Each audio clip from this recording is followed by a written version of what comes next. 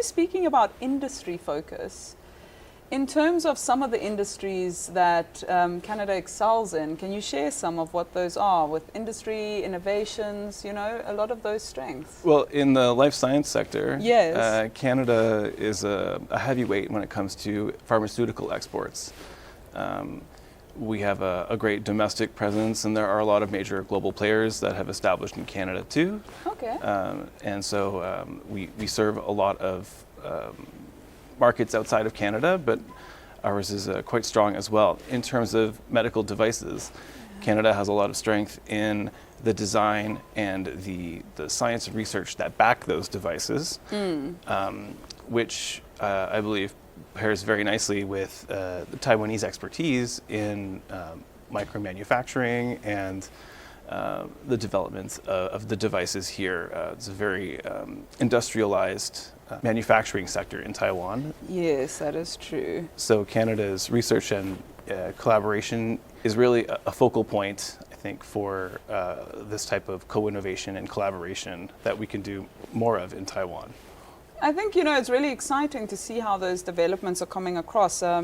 Speaking of the pharmaceutical exports, which is one of the strengths, and the medical devices up and coming, how would you say that would tie in with the current trend and direction of healthcare overall, which is a lot of, digital health, AI-based? How would those all tie in as a collaborative strength in the industry? Canada has the rotating presidency of the G7 this year. One of the G7 priorities that Canada established for its presidency is to really drive the digital transition. And one of the sub-priorities is to do that through AI, because health is cross-border. It doesn't, yes. It's not, something that is unique to any one society. Another similar point is that Canada and Taiwan are both experiencing demographic shifts. Yes. We have an aging population too. We're looking to adapt our practices and really respond to the realities that we're facing now, but also take into consideration the reality that our population may face in 5, 10, 15 years, for example. How is it that through a market strategy, maybe some of these challenges are overcome? In late 2022, Canada released its Indo-Pacific strategy, and within that, it actually specifically states that Canada will do more in terms of its multifaceted engagement with Taiwan. So that in and of itself is really an encouragement to a lot of Canadian businesses that Canada is endorsing Taiwan as a market of choice. There's a lot of opportunity here that we see as yet untapped.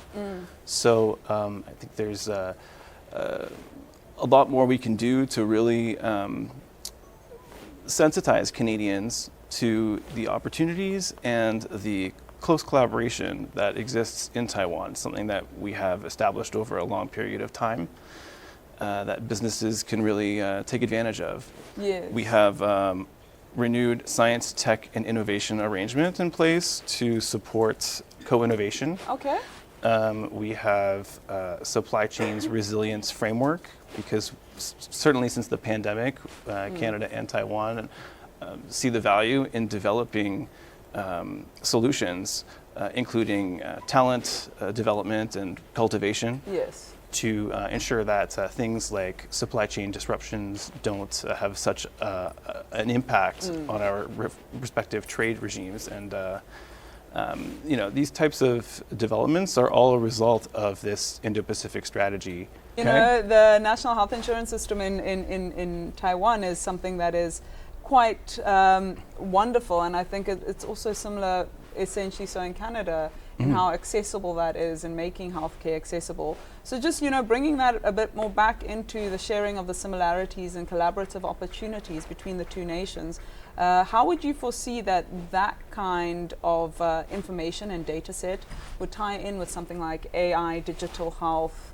potentially even going towards precision medicine through this data?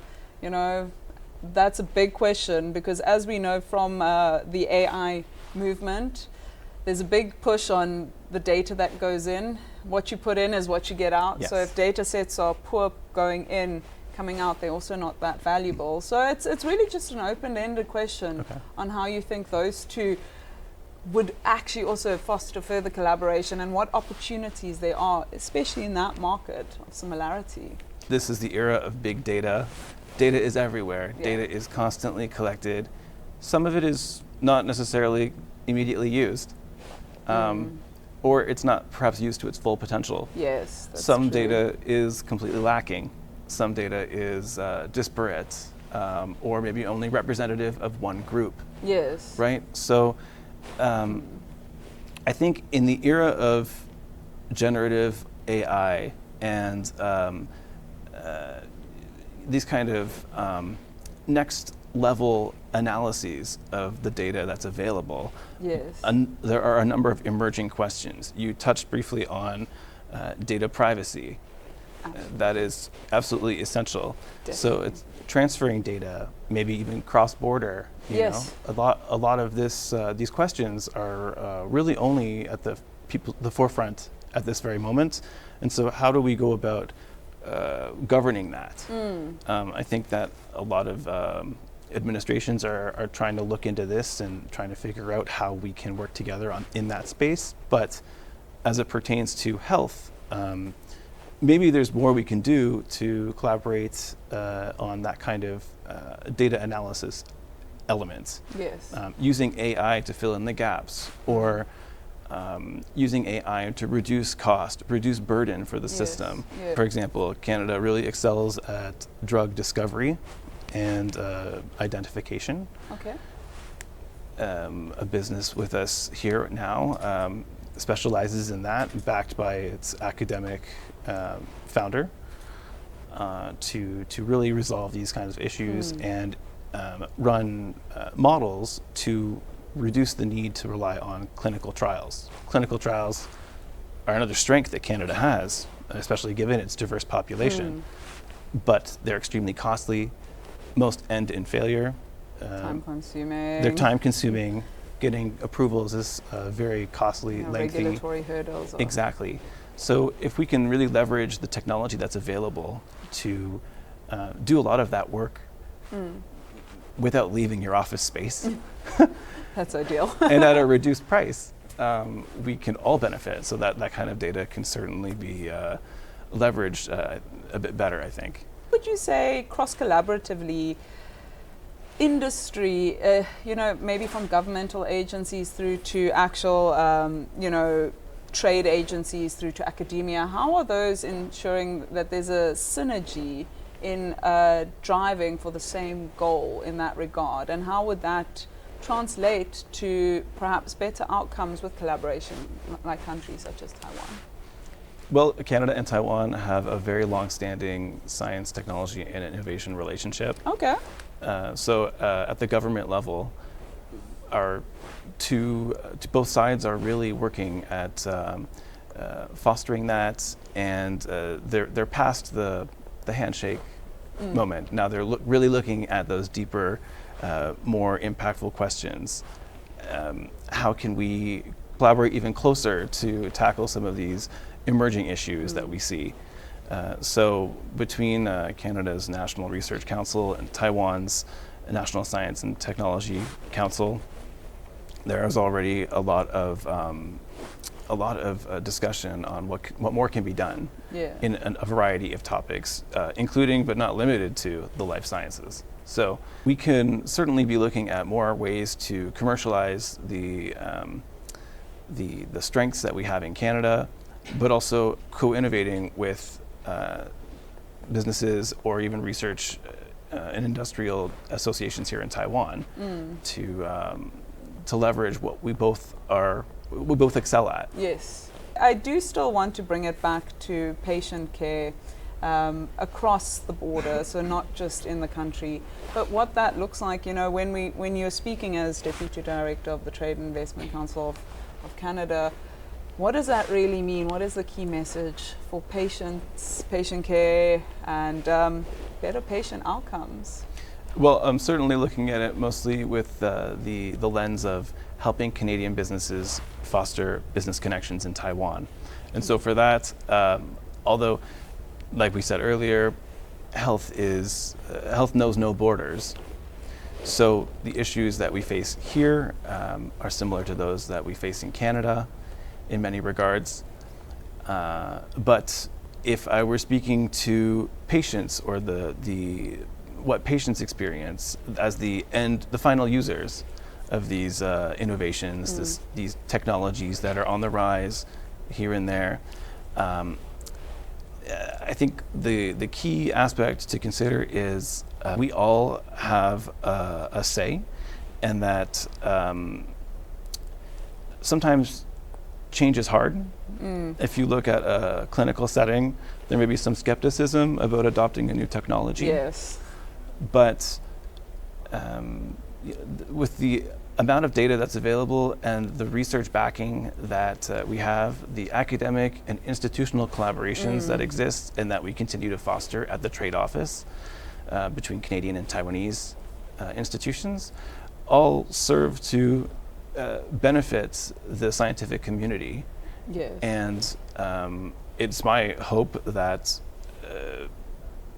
especially in life sciences, Canadian businesses interested in seeing Taiwan as an export market are not just seeing it for its business appeal, but also for the type of complementarity that exists and the, I guess, after sales reality that information that they may receive or obtain from their relationship in Taiwan can supplement some of the data and the information that they're still looking at in Canada.